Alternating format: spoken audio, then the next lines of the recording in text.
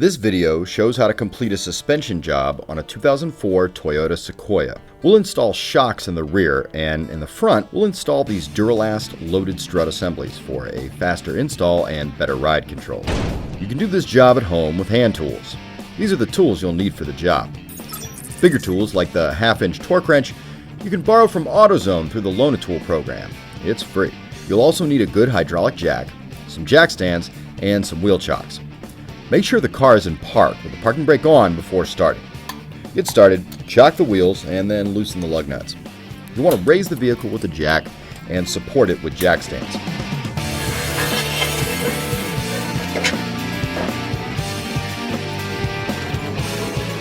Then take the lug nuts off and remove the wheel. Now we're going to remove this sway bar link nut with a 14mm. Then remove the lower strut mount nut using a 19mm on both sides.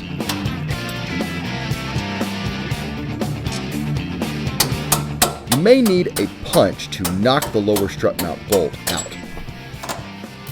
Now remove the top 3 strut mount nuts using a 14mm.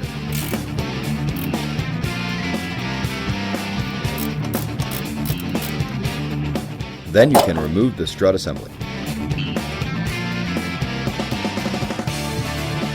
Remove the upper control arm nut. Use a hammer to knock the upper control arm loose. Once the upper control arm is loose, you'll have a little more room and should be plenty to install the new strut assembly. Once installed, tighten the top 3 strut mount nuts.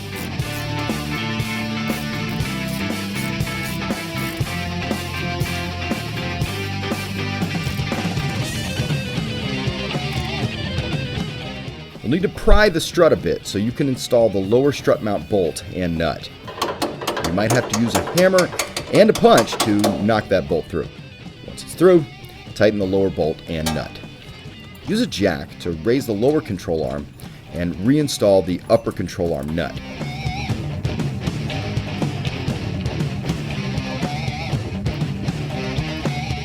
Then install the sway bar link bushing and nut. Then install the wheel and the lug nuts, raise the vehicle back up with the jack, remove the jack stand, and then lower the vehicle until the wheel is just touching. Then go ahead and torque those wheels, then lower the vehicle to the ground. Repeat on the other side, and you're ready to move to the rear.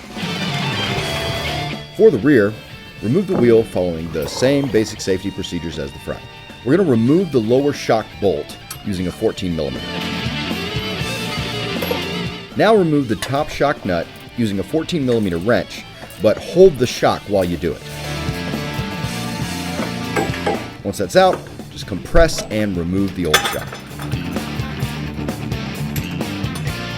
Now you'll need to remove the shock hardware from the old shock and install that onto the new shock. Make sure the top bushing is in place when installing the new shock. Now you just tighten the top shock nut. Then install and tighten the lower shock bolt. Install the wheel and the lug nuts, lower slightly to the ground, and torque the wheels, just like we did on the front. Repeat this on the other side, and you're done. We recommend going for a test drive, getting an alignment check, and enjoying your new suspension.